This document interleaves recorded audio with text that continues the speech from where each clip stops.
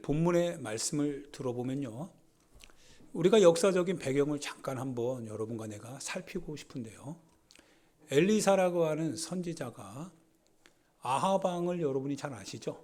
아합 왕의 아내가 이세벨이었죠.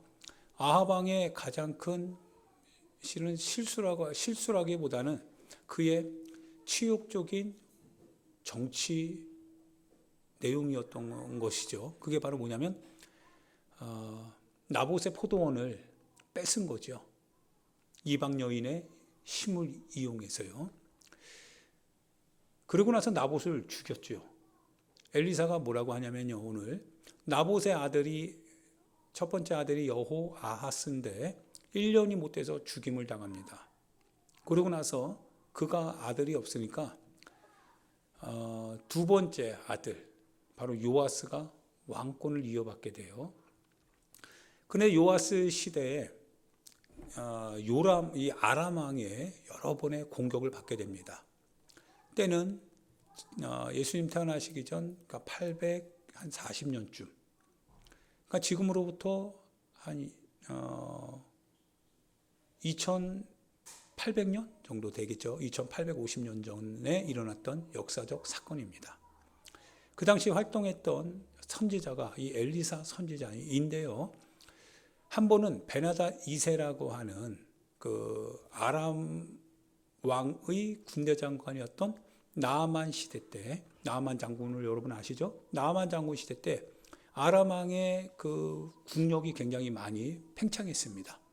그러고 나서 베나닷 1세가 죽고 아마도 베나닷 2세가 등극을 했을 때 전쟁이 없던 이스라엘과 아람 국가 사이에 전쟁이 일어났습니다. 그 전쟁 중에 아람 왕이 쳐들어왔는데 그 아람 왕이 침실에서 하는 것 같은 작전에 대해서 이스라엘이 다 알고 있는 거예요. 그래서 어떻게 우리가 침실에서 이렇게 계획을 짜도, 우리끼리 계획을 짜도 이스라엘의 왕이 어떻게 이것을 아느냐라고 하는 것 같은 궁금함 속에서 혹시 첩자가 있는가, 스파이가 있는가 생각하던 중에 그 신하 중에 한 명이 이스라엘의 선지자 때문에 그렇습니다 그러더라 이거예요. 그 선지자가 누구냐? 엘리사입니다. 그래서 아람 왕이 군대를 보내어서 이 엘리사가 있는 성을 둘러쌉니다. 산을 둘러싸요. 그래서 게하시가 놀랐다고 했잖아요. 야, 어떡합니까? 하나님의 사람이요, 우리가 지금 죽게 생겼습니다 그랬는데 엘리사가 태연하게 뭐라고 합니까? 하나님, 게하시의 눈을 뜨게 하소서. 그래서 영안이 열려져서 하나님의 불병거를 보게 하소서 라고 하니까 눈이 떠지니까 불병거가 정말 보이더라 이거지요. 안심을 합니다. 그러고 나서 이 하나님께서 이 아람의 군대들을요, 한순간에 눈을 멀게 합니다. 그러니까 그들이 눈이 머니까 앞을 볼 수가 없잖아요. 그때 엘리사가 그들을 사마리아 성, 그 당시 북이스라엘의 수도가 사마리아 성이었거든요. 그때 왕이 요아스 왕입니다. 요아스 왕에게로 그 수십만의 아마 수십만 됐을 것 같아요. 엄청나게 많은, 아마 수십만은 안 되고 아마 수만 명은 됐겠죠. 엘리사라고 하는 사람을 잡기 위해서. 그런데 그들을 엘리사가 다 끌고 어디로 데리고 오냐면 내가 너희를 인도하겠다라고 하면서 엘리사를 마치 자기 편으로 생각했던 아람 군대들이 엘리사를 따라가서 도착해서 보니 거기가 사마리아 성, 이스라엘의 성이더라 이거예요. 수도이더라 이거예요. 하나님, 저들의 눈을 뜨게 하소서. 그때 눈을 딱 뜨니까 아차, 자기들이 어디에 와 있는 거예요? 적진 한복판에 와 있는 겁니다. 요아스 왕이요, 흥분했습니다. 긴장하기 시작했어요. 야, 됐다. 힘 안 들이고 죽일 수 있다 이거예요. 이 아람, 그 당시 긴장 관계니까요, 경쟁 관계니까. 그래서 요아스 왕이 엘리사요, 이스라엘의 아버지요, 이 군사들을 내가 치리까? 치고 싶은 거죠. 그래야 더 이상 아람의 이 긴장 관계 속에서 자신들이 두려워 떨 이유가 없잖아요. 지배할 수 있으니까요. 군대들을 싹 쳐버리면. 그런데 엘리사가 뭐라고 해요? 치지 마십시오. 하나님께서 거저 얻게 하신 것을 치셔야 되겠습니까? 피 흘리지 말고 그들에게 먹을 것을 주어서 보내라고 말씀을 합니다. 그래서 요아스 왕이요, 그 이스라엘의 아버지라고 그렇게 신뢰하는 엘리사의 말을 듣고 사로잡은 이 아람의 군대들을 향하여서 칼로 치는 게 아니라 먹을 것을 줘서 배불리게 한 다음에 보냅니다. 그 후로부터 전쟁이 없게 되죠. 그러니까 평화로 이긴 겁니다.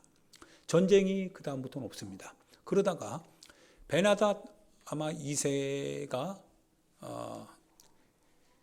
베나닷 1세가 죽고 이제 베나닷 2세에 아마 말년쯤이든지 아니면 베나닷 3세에 의해서든지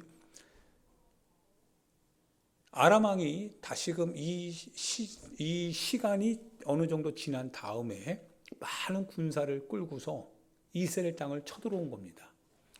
이스라엘 땅을 쳐들어왔는데요, 그 상황이 어떠하냐면 이스라엘 군대가 사마리아 성읍을요 삥 둘러싼 거예요.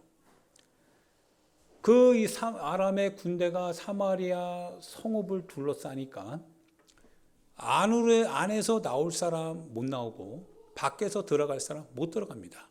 무엇보다 문제가 된 건 뭐냐면 그 시대가 기근으로 굉장히 어려울 때였거든요. 기근으로 어려울 때 사마리아 성에 있는 사람들이 먹을 것을 그렇지 않아도 먹기도 어려운데 식량이 고갈돼서 어려운데 지금 아람 군대가 다 둘러싸고 있으니 나갈 수도 없고 들어올 수도 없고 그래서 식량이 거의 바닥을 치기 시작합니다. 식량이 없어서 한 예가 뭐냐면 두 어머니가 있는데 한 어머니가 자기 아들을 가마솥에 삶아요. 내일은 너의 아들을 잡자 이거예요. 참 비참하죠. 그러면서 오늘 그 아들을 삶아서 옆집 아낙네 집안하고 같이 먹었나 봐요. 그게 말로 표현할 수 없는 얼마나 참담한 참혹한 환경입니까? 그 얘기를 하는 겁니다. 사마리아 성이 그 정도로 지금 극렬하게 고통의 현장에 있다 이거예요. 둘째 날 이제 너희 아들을 잡자라고 했더니 그 어머니가 자기 아들을 숨긴 겁니다. 차마 자기 아들을 못 죽이겠다는 거예요. 그것 때문에 왕이 지나가니까 왕한테 하소연하는 거예요. 왕이시여, 이 여자를 처벌해달라는 거예요. 무슨 일이냐? 아니 이 여자랑 나랑 어제 합의를 했다 이거예요. 그래서 오늘은 내 아들, 내일은 네 아들. 왕이 그 얘기를 듣는데요, 차마 말을 잊지 못하는 거죠. 옷을 찢습니다. 고통의 탄식 소리를 합니다. 하나님께서 이 땅을 버리셨다. 하나님께서 이 땅을 버리셨다. 더 이상 무슨 희망이 있겠느냐 라고 하면서 누구를 죽이려 합니까?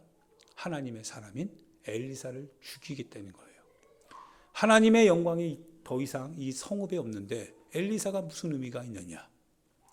그를 죽이자라고 해서 군대를 데리고 엘리사가 있는 그 성으로, 그 마을, 그 집으로 들어가는 겁니다. 그때 엘리사 주변에는 이스라엘의 장로들이 엘리사를 보호하고 있었어요. 그래도 장로들은 엘리사의 그 역사들을 알고 있잖아요. 그래서 엘리사에게서 하나의 어떤 도움이 나올 것을 아마 기대하지 않았을까 싶습니다. 그런데 엘리사가 알고 있는 성견 지명이 있잖아요. 선지자의 눈을 가지고 이렇게 보는데요, 그가 하는 말이 뭐냐면 저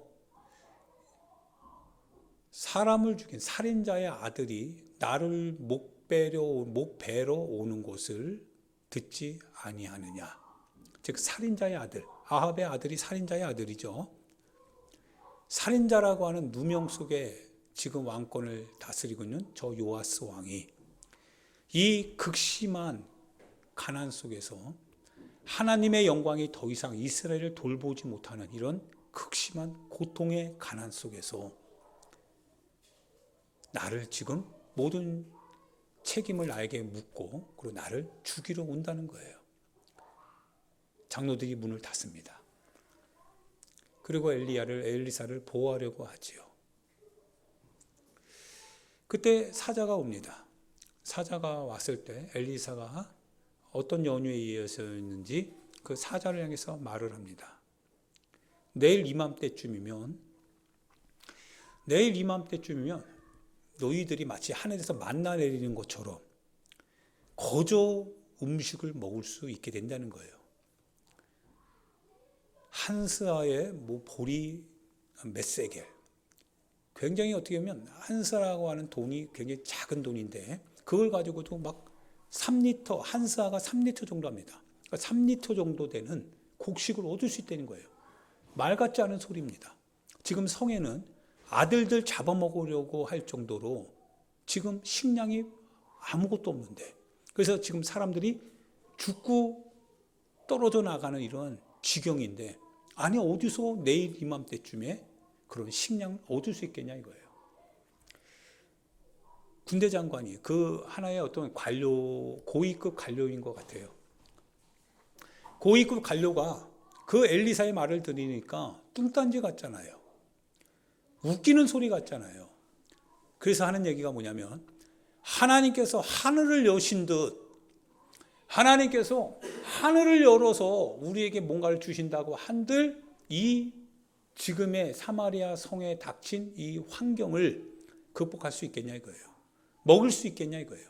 불가능하다 이거예요. 왜? 어제까지만 해도 이런 일이 벌어졌는데, 오늘까지만 해도 먹을 것이 없어서 이렇게 고통하고 있는데 무슨 신앙의 얘기냐 이거예요. 무슨 하나님 얘기냐 이거예요. 엘리사가요, 그 말을 듣습니다. 내 눈으로 그걸 볼 것이다 라고 하는 거예요. 너의 눈으로 반드시 하나님께서 그렇게 하시는 것을 보게 될 것이다. 그런데 너는 눈으로는 보아도 그것을 너는 먹진 못할 것이다. 이것이 7장 1절에서 2절까지의 내용입니다. 사랑하는 여러분, 인생은 살아봐야 되는 것 같습니다. 지금 당장 사마리아 성에 거하고 있는 신세인 것처럼 우리 자신의 삶이요, 사방 안팎으로 정말 꽁꽁 에워싸이는 순간도 있을 수 있습니다. 더 이상 아무것도 기대할 수 없어서 정말 가장 비참한 마지막 막다른 지점까지 도착해야만 되는 그런 수치와 모멸감에 처하는 상황도 우리 인생에 있을 수 있습니다. 예, 그럴 수 있습니다. 많은 사람들이 더 이상 하나님의 영광이 어딨냐, 하나님을 믿는다고 해서 일어날 수 있는 일은 더 이상 없다. 뭘 기대하겠냐. 아니, 만약 일어날 것 같았으면 빨리빨리 일어났을 것이고, 뭔가 하나님이 하실 만한 것이 있다고 한다면 이미 하였을 것인데, 지금 상황 봐라. 되는 거 하나도 없다. 우리가 기대할 수 있어도 더 이상 여기까지는 안 돼. 만약에 될 수 있었을 것 같았으면 그쯤에서, 그 시간대에 그래도 뭔가 힘이 있을 때 했어야지. 지금은 할 수 있는 건 아무것도 없어. 하늘을 여셔서 하나님이 뭔가를 하신다고 해도 안 돼. 안 될 수밖에 없는 상황으로요, 이미 우리가 사로잡혀 있는 경우가 있습니다. 이미 환경과 상황은요, 우리를 막바지 지점에서, 거기서 우리로 하여금 마침표 찍게 만들었던 것이죠. 안 된다, 못한다, 할 수 없다. 더 이상은 신앙의 이름으로도 안 되는 거야. 여기까지. 그거는 신앙의 실은 아닙니다. 신앙의 줄거리 안에는 있어요. 신앙의 인생을 살다 보니까요, 그러한 상황이 신앙 안에 들어올 수 있어도요, 신앙의 내용 안에 있을 수 있어도 그게 신앙의 전부는 아니더라 이거예요. 여기까지야, 안 돼, 할 수 없어. 그거는 신앙이 아니라, 신은 우리가 자주 일컫는 신념이라고 하는 겁니다. 우리의 생각, 우리의 경험, 내가 가지고 있는 지식, 내가 살아온 삶의 어떤 패턴들을 다 수집하고 종합해서 판단해 보건대 안 되는 거예요. 이 사건은 신앙 안에 있는 사건이 될 수는 있습니다. 그런데 신앙은 아닙니다. 신앙은요, 이제부터입니다. 엘리사가 말하기 시작합니다. 그때부터가 신앙이 시작합니다. 하나님이 하신답니다. 하나님께서 하신답니다. 와, 하나님이 하신답니다. 너희들의 신념 안에서 마침표 찍혀진 바로 그 상황, 그 절망적인 더 이상 희망을 기대할 수 없는 그 지점에서 너희들은 거기서 끝이다라고 얘기하고 나를 죽이려 왔지. 더 이상 하나님의 말씀의 문을 딱 닫고 성경도 닫고 그만, 여기까지 끝. 그런데 말하기 시작합니다. 하나님이 말씀하는 거죠. 이스라엘아 들으라는 거예요. 이스라엘아 들어라. 귀를 열으셔야 되겠죠. 여러분이 모든 귀를 막으려고 하는 그 순간에요. 그리고 막을 수밖에 없다라고 얘기할 수밖에 없는 이 땅의 현실적 신념 앞에서, 그 현실적 가치관 앞에서, 현실의 세계관 앞에서 그걸 의지하고 살아갔던 우리 자신들의 삶의 현장이 모든 것이 다 틀어막히고 아무도 기대할 수 없는 그러한 환경 속에서 마침표를 딱 찍고 페이지도 덮었는데 이스라엘아 들으랍니다. 들어라. 여호와의 말씀을 들으래요. 이게 신앙입니다. 이제 들어야 되는데요. 근데 마음이 너무 눌린 거예요. 마음이 너무 눌리고 이미 우리가 다 결정을 했기 때문에 그 말씀이 들리긴 들리는데 과연 그게 되겠느냐. 근데 됩니다. 그리고 봅니다. 그런데요, 죄송한 얘기지만 의심하는 자에게는 자기 것이 되지는 않습니다. 하나님의 역사가 내 눈앞에 일어나지만요, 근데 그 역사는 나와 상관없는 역사가 됩니다. 기다리던 누군가에게 그 주님의 소망의 말씀이 실제가 되어서 그에게 다가갔을 때 그가 기뻐합니다. 하나님이 하셨습니다. 하나님이 내 인생의 모든 어려움 속에서 개입하셔서 그분이 하셨습니다. 하나님께 영광입니다. 그 소리는 들어도요, 본인은 상관없습니다. 본인에게서는 그 얘기가 남의 얘기지 자기 얘기가 될 수 없습니다. 왜냐하면 그는 하나님을 무시했기 때문에 그렇습니다. 하나님의 말씀을 들었지만 무시했습니다. 하나님께서 그렇게 말하기를 원하여서 들어라 라고 했지만 본인은 하나님인들 창을 내신들 되겠느냐 라고 하면서 하나님의 역사를 무시했습니다. 하나님의 일하심을 철저하게 자신의 현실의 가치관을 가지고 싹 다 부셔버렸습니다. 광야에서 이스라엘 백성들이 하늘에서 만나가 내립니다. 아니 어떻게 하나님 이걸 이 많은 60만 더 되는 이 많은 사람들을 매일 40년 동안 어떻게 먹여요? 불가능한 일 아닙니까? 그런데요, 만나의 백성입니다. 그래서 이게 뭐냐 이거예요. 이게 신앙입니다. 아니 이게 뭐냐? 이게 신앙입니다. 내가 이미 알고 있는 게 이루어지는 건 신앙이 아닙니다. 내가 이미 예측하고 내가 이미 기대한 것이 계산기 두드려서 나왔는데 그게 무슨 신앙입니까? 확률적인 근거에 내가 선택했을 뿐이지요. 신앙은 What is it? 이게 뭐냐 이거예요. 아니 이게 뭐지? 아니 어떻게? 아니 어떻게 이런 일이? 신앙입니다. 그 만나를 믿고 의지하고 나아갑니다. 예, 낮에는 거의 불바다와 같은 그 광야의 사막길을요, 하나님이 이동시키면 이동해야 됩니다. 물이 없는 간조한 땅을 다시금 가려고 하니 사람들의 입에는 불평과 원망이 가득 차지요. 그런데 주님이 이동하랍니다. 왜요? 반석에서 물 내겠다 이거예요. 근데 현실적으로는 답이 안 나와요. 상황적으로는 답이 안 나오니까 모세와 아론을 죽이려고 합니다. 우리가 매장지가 없어서 여기서 죽이려고 하느냐. 우리가 다 줄여 죽게 생겼다. 그런데요, 하나님께서 하시더라 이거죠. 그 다음날 딱 아침에 나가보니까요, 와, 땅에서요 하얀 이슬 같은 것이요 소복히 쌓여 있는데, 본인에게 해당되는 양을 딱 취할 수도 있지만 더 가질 수도 있습니다. 근데 더 가진다고 해서 더 가지게 될 수 없어요. 내일 것까지 안 돼요. 왜? 벌레가 생기고 냄새가 나고 없어지다. 하루치 양식 하루에 끝나더라 이거예요. 그런데 먹을 만큼은 하나님이 주시더라 이거예요. 그대로 몇 년 동안? 40년 동안 그대로 주십니다. 고기가 먹고 싶다고 하니까요, 60만 더 되는 이 광야 땅에 고기가 어딨어요. 그런데 하나님께서 동풍, 즉 지중해로부터 이 메추라기 떼를요 쭉 아마 철새같이 날아다니는 거 있죠. 그걸 하나님이 방향을 트신 것 같아요. 메추라기 떼를 방향 틀어서서 동해에서부터 이스라엘 팔레스타인 땅으로 쫙 불어닥치게 합니다. 30일 동안. 하루면 모르는데 30일 동안 이런 일이 어떻게 가능하냐 이거예요. 하나님이 하시더라 이거예요. 사마리아 성에요 아무것도 없습니다. 비참합니다. 인생이 비참할 때가 있잖아요. 여러분과 나의 인생이 비참할 때가 있잖아요. 비참할 때가 있습니다.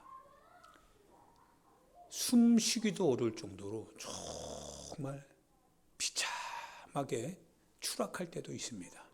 그런데 그게 신앙이 아닙니다. 하나님의 반전을 하나님이 일으키실 것이다라는 목소리가 들리는 순간부터가 신앙이 됩니다. 그래서 신앙 고백은 거기서부터 시작하는 겁니다. 내가 여호와를 믿습니다. 신앙 고백은 거기서 나오는 거예요. 신념이 아닙니다. 신앙 고백입니다. 주는 전지전능하신 천지를 주신 하나님 아버지를 믿사오며, 그분이 전지전능하신 주님이시고 내가 믿습니다. 믿음의 고백을 가지고 엘리사가 말합니다. 이스라엘아 들으라. 너희들이여 들으라. 들으라. 여호와께서 말씀하시느니라. 여호와께서 말씀하신답니다. 여호와께서 말씀하신다. 내일 이맘때쯤 되면 너희 안에 도저히 생각할 수 없는 기적 같은 일들이, 상상할 수 없는, 아무리 두드려 봐도 답이 될 수 없었던 일들이 너희 눈앞에 현장에 그대로 나타나게 될 것이고, 너희들이 그거를 먹게 될 것이다. 경험하게 될 것이다. 신앙의 역사가 실제가 되는 것을 너의 삶의 현장에서 경험하게 될 것이다. 그런데 하나님이 하늘을 여셔서 하늘에 창을 여셔서 그렇게 비를 쏟아지게 하고 곡식을 내게 한들, 이 사람들 먹이겠어요? 할 수 있겠습니까? 불가능합니다 라고 하는 그 목소리가 결국은 하나님의 실제가 되는 역사를 빗나가게 만드는 비극적인 결과를 초래하고 있다는 겁니다. 여러분과 나의 인생이 그러면 안 됩니다. 신앙생활 잘하고 있다가 마지막에 그거 잘못 올리면 큰일이잖아요. 신앙생활 쭉 해왔다가 마지막까지 더 신중해야 됩니다.